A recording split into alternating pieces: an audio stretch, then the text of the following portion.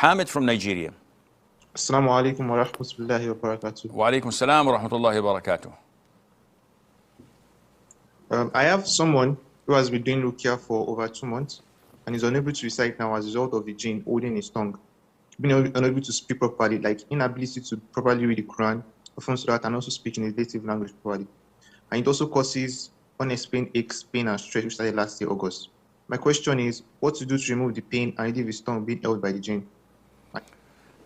When there are cases of Jinn possession, there is no solution in my knowledge, or to my knowledge, other than Ruqya.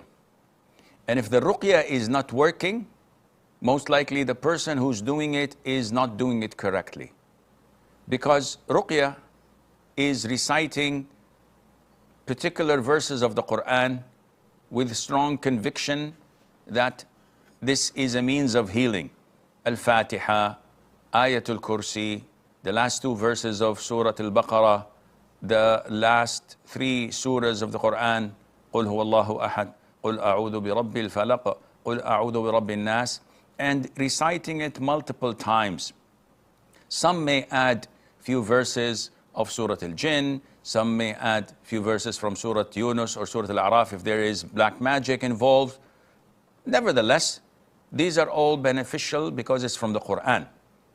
You do this directly to the person or to the individual, or you do it yourself over Zamzam water or normal water, and you drink multiple times from it during the day and the night, and with the grace of Allah, it will cure that individual bi'idhnillahi azza wa jal. Imad from Sweden. Assalamu alaikum, Sheikh. Wa alaikum assalam wa rahmatullah. So, Sheikh, I'm wondering if this event that was narrated about Hatim al-Asam is authentic, and if we should apply it in our prayer. And I'm also wondering about the method. What is it that was narrated by Hatim al-Asam? That when he stands in prayer, he feels that he's standing in front of Allah, and that the help.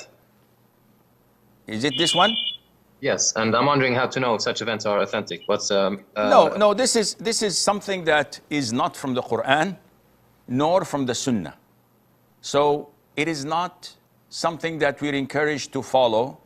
Nevertheless, each one of us may have his own experience that would increase his khushu' in salat. And he should not share it with others, because then, like you, people would think that this is a sunnah, and what is applicable and that works for me might work for them as well, which is not the case.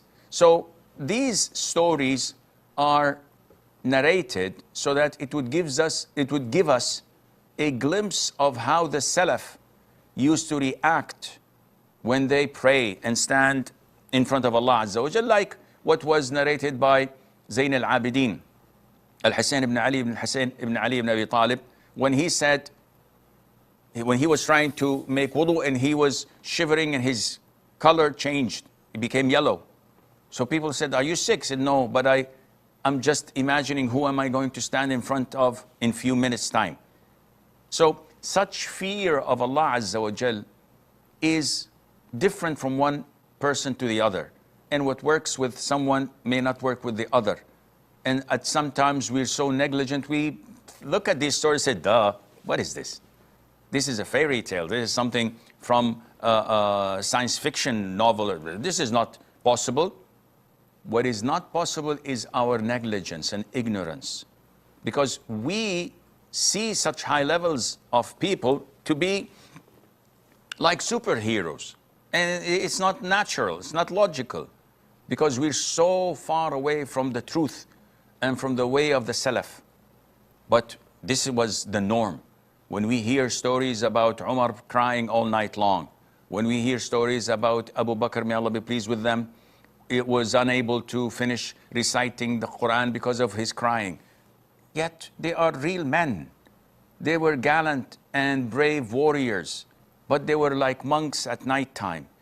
This combination of fearing Allah, excelling in doing good deeds, and being the perfect people possible is something that is far out of our reach.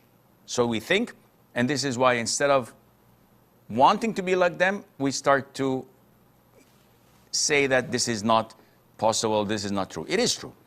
But as I said, it's not everyone cup of tea. What fits him may not fit me, and what fits me may not fit you.